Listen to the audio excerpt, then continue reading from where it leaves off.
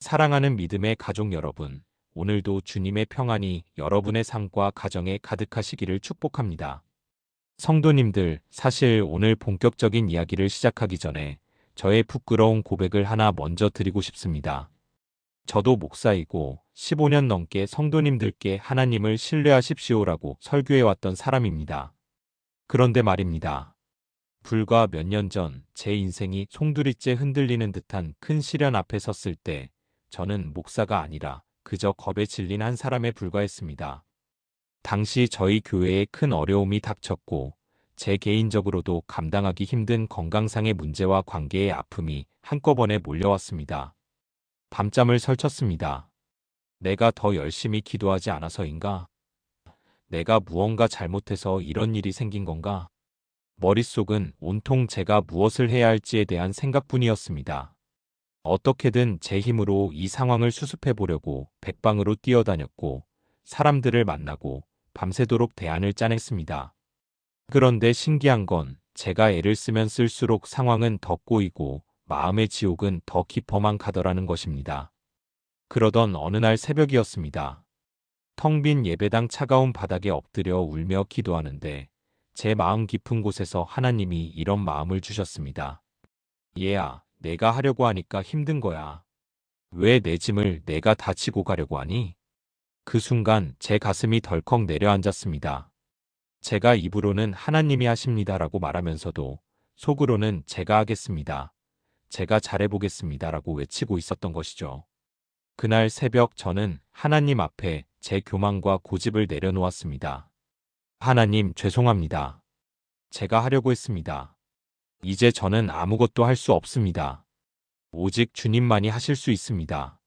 이렇게 제 손에 꽉 쥐고 있던 통제권을 놓아버리자 정말 거짓말처럼 제 마음에 말로 다 할 수 없는 평안이 밀려왔습니다. 그리고 놀라운 사실은 제가 손을 놓은 그 지점부터 하나님이 직접 일하기 시작하셨다는 것입니다. 제가 해결하려고 했을 때는 꼼짝도 않던 문제들이 하나님이 개입하시자 순식간에 하나둘 풀려나가기 시작했습니다. 오늘 이 영상을 보시는 여러분 중에도 그런 분 계시지 않습니까? 인생의 무게가 너무 무거워 숨이 턱끝까지 차오르신 분들 말입니다. 내 인생은 왜 이럴까? 나는 왜 이렇게 노력해도 안 될까? 하며 낙심하고 계신 분이 있다면 오늘 이 영상을 끝까지 보시기 바랍니다. 오늘 저는 여러분에게 우리가 왜 손을 놓아야 하는지, 그리고 우리가 손을 놓을 때 하나님이 어떻게 우리 인생을 경영하시는지 7가지 영적 비밀을 나누고자 합니다. 이 7가지를 가슴에 새기신다면 여러분의 삶에도 모든 것은 하나님이 하셨습니다라는 위대한 간증이 시작될 줄 믿습니다. 성도님들, 우리는 흔히 내 힘이 다 빠지고 아무것도 할 수 없는 상태가 되면 이제 끝났다라고 생각합니다. 하지만 영적인 세계는 정반대입니다. 사람의 끝이 하나님의 시작이라는 말이 있습니다. 정말 그렇지 않습니까? 우리가 잘 아는 고린도후서 12장 9절 말씀을 함께 보겠습니다. 고린도후서 12장 9절.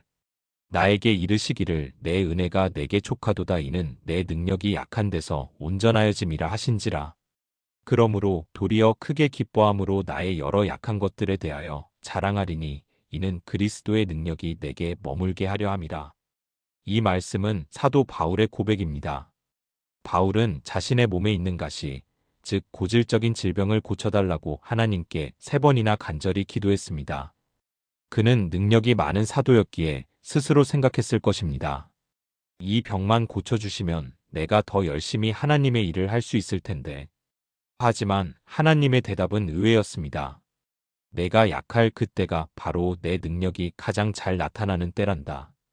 왜 하나님은 우리가 약할 때 일하실까요? 우리가 강할 때는 우리가 다 했다고 생각하기 때문입니다. 내 지혜로 성공했고 내 인맥으로 해결했다고 믿기 때문입니다. 그러면 하나님이 영광 받으실 자리가 없습니다. 하지만 내가 도저히 할 수 없는 한계 상황에서 문제가 해결되면 우리는 고백할 수밖에 없습니다. 이건 정말 하나님이 하셨습니다. 어떤 집사님이 계셨습니다. 오랫동안 준비하던 사업이 부도가 날 위기에 처했습니다. 집사님은 자존심을 다 버리고 사람들을 찾아다니며 돈을 빌리려 했지만 모두 거절당했습니다. 마지막 순간 집사님은 사무실 책상에 엎드려 엉엉 울며 기도했습니다. 하나님, 이제 저는 끝입니다. 저는 더 이상 갈 곳이 없습니다. 그렇게 자기 한계를 인정하고 모든 것을 맡겼을 때 전혀 생각지도 못한 곳에서 도움의 손길이 나타났습니다. 나중에 집사님이 그러시더군요.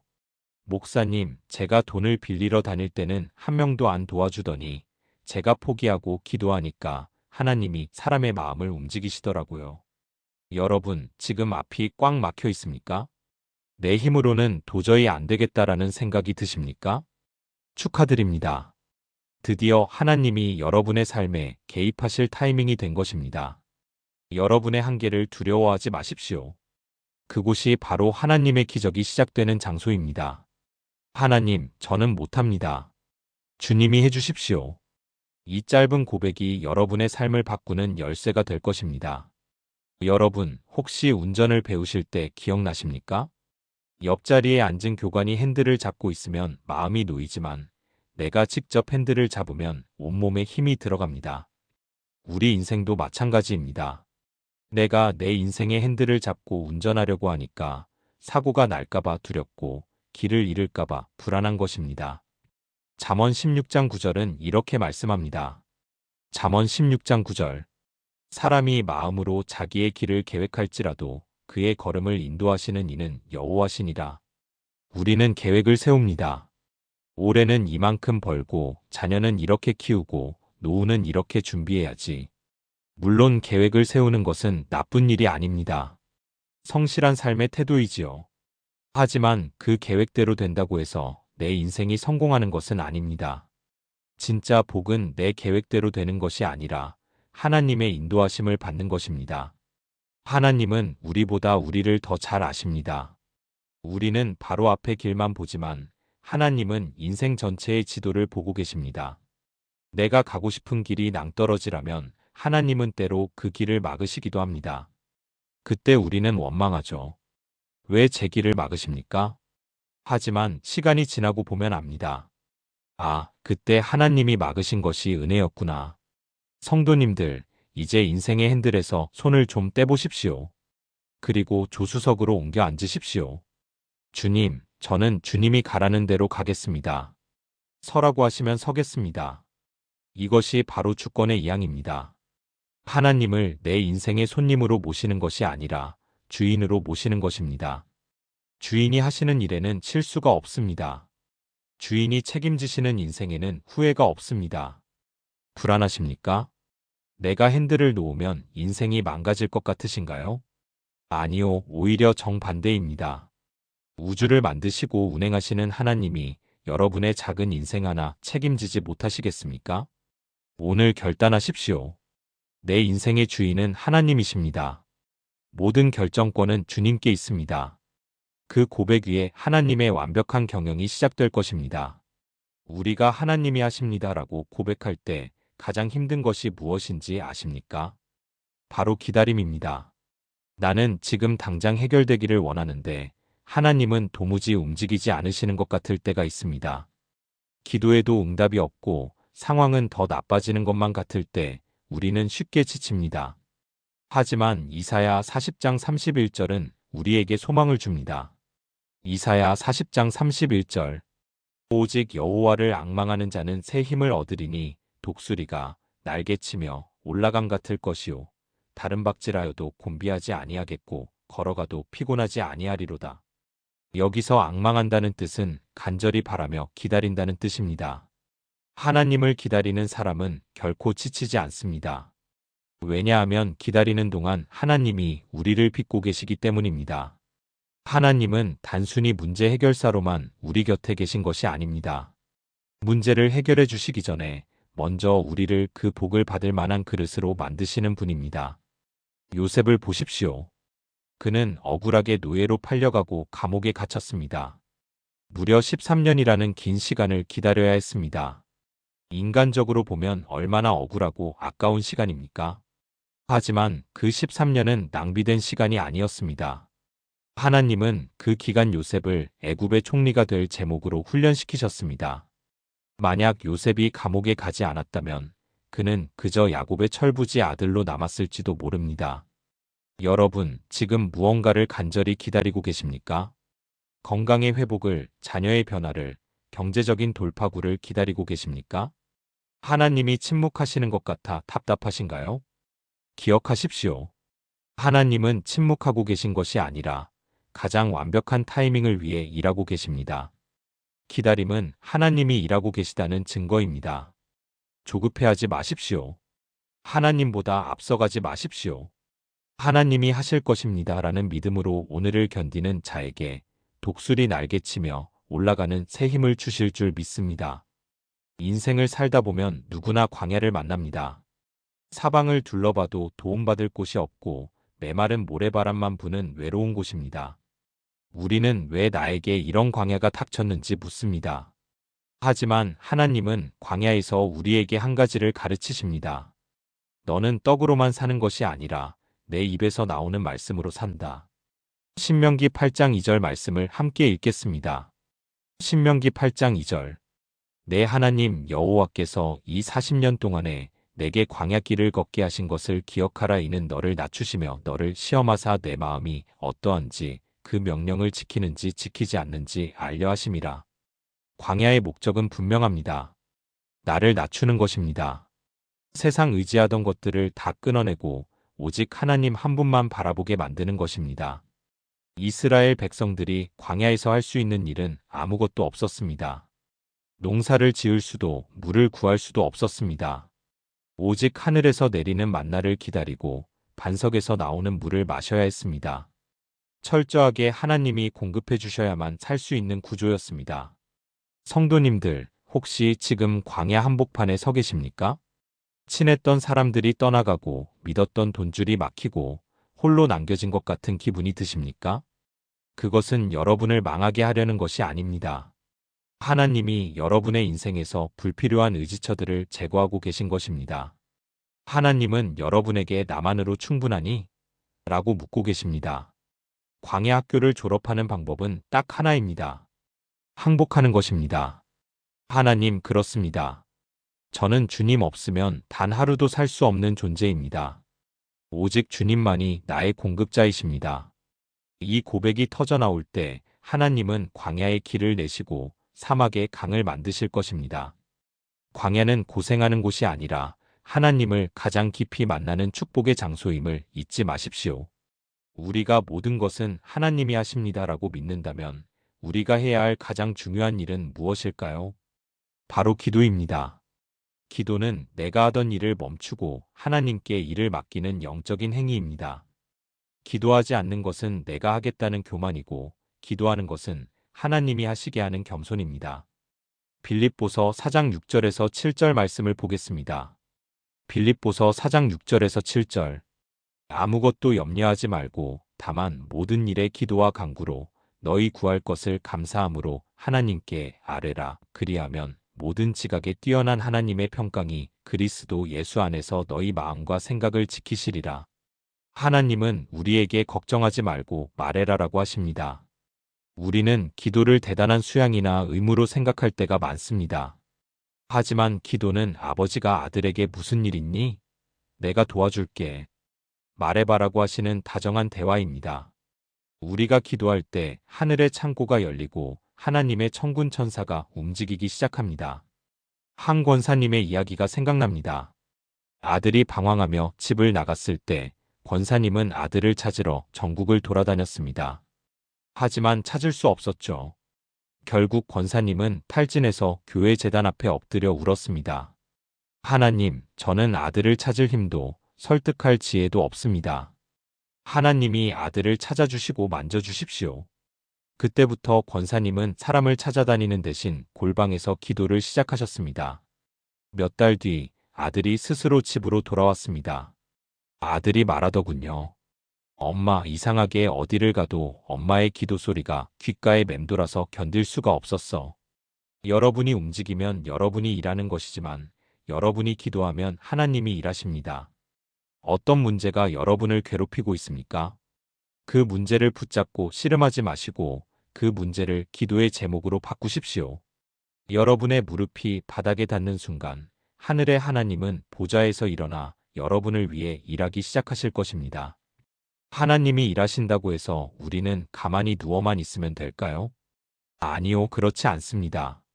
하나님이 일하실 수 있도록 우리는 순종이라는 마중물을 부어야 합니다. 순종은 내 생각에는 이해가 되지 않아도 하나님의 말씀이니까 따르는 것입니다. 요한복음 2장에 나오는 가나 혼인잔치의 기적을 보십시오. 포도주가 떨어졌을 때 예수님은 하인들에게 항아리에 물을 채우라고 하셨습니다. 포도주가 필요한데 물을 채우라니 얼마나 비논리적입니까? 하지만 하인들은 토를 달지 않고 아기까지 물을 채웠습니다. 그리고 이제는 떠서 연회장에게 갖다 주라고 하셨을 때도 맹물을 그대로 들고 나갔습니다.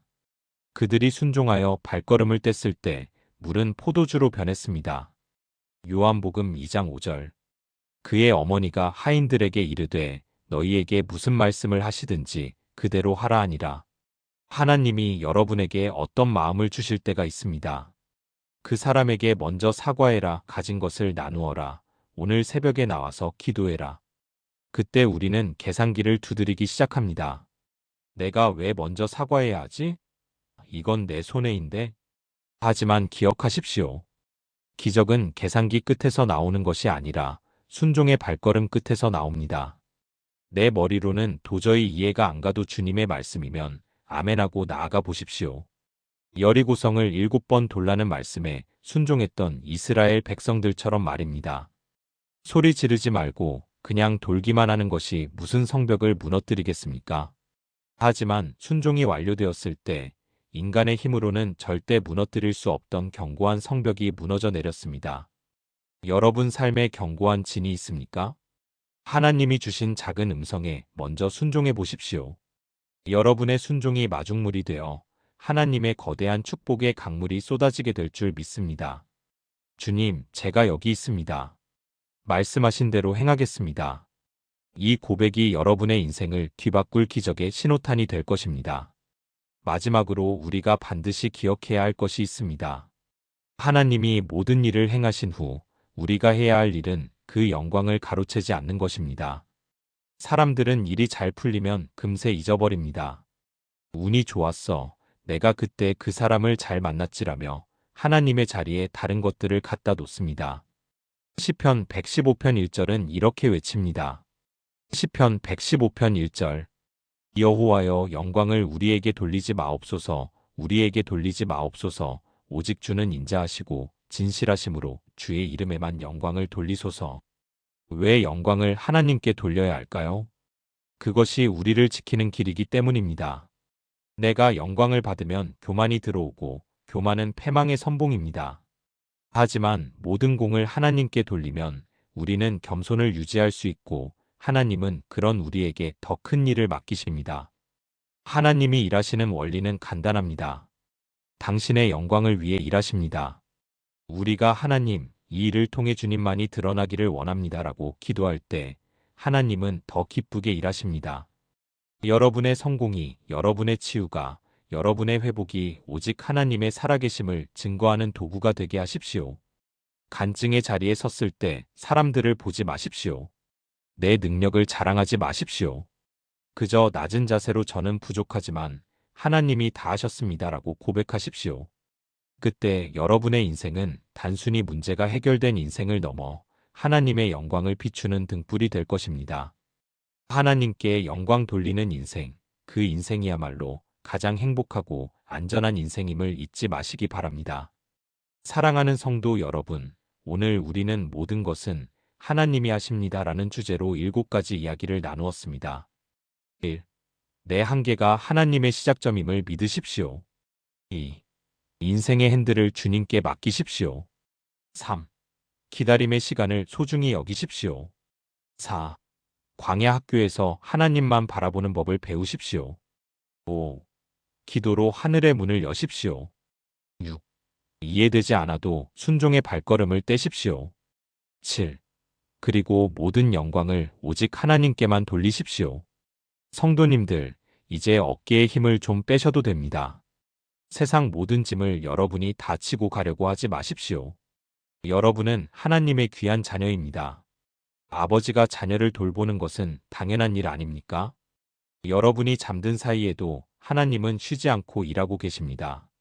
여러분이 눈물 흘리는 그 순간에도 하나님은 여러분의 눈물을 병에 담으시며 일하고 계십니다. 오늘 이 시간 마음으로 여러분의 무거운 짐들을 하나하나 꺼내 하나님 앞에 내려놓는 시간을 가졌으면 좋겠습니다. 그리고 이렇게 선포하십시오. 하나님, 모든 것은 하나님이 하십니다. 저는 주님을 신뢰합니다. 이 믿음의 선포가 여러분의 삶을 덮고 있는 어두움을 몰아내고 하나님의 밝은 빛을 불러올 것입니다. 여러분의 앞날에 하나님의 놀라운 일하심이 가득하기를 간절히 축복합니다. 어떤 상황에서도 낙심하지 마십시오. 하나님이 여러분의 편이십니다. 하나님이 반드시 하십니다. 영상이 위로가 되셨다면 좋아요와 구독으로 마음을 전해주시고 여러분의 고민이나 하나님이 하셨던 작은 간증들을 댓글로 나누어 주세요. 그 댓글이 또 누군가에게는 살아갈 용기가 될 것입니다. 한 주간도 주님의 손을 꼭 잡고 승리하십시오. 축복하고 사랑합니다.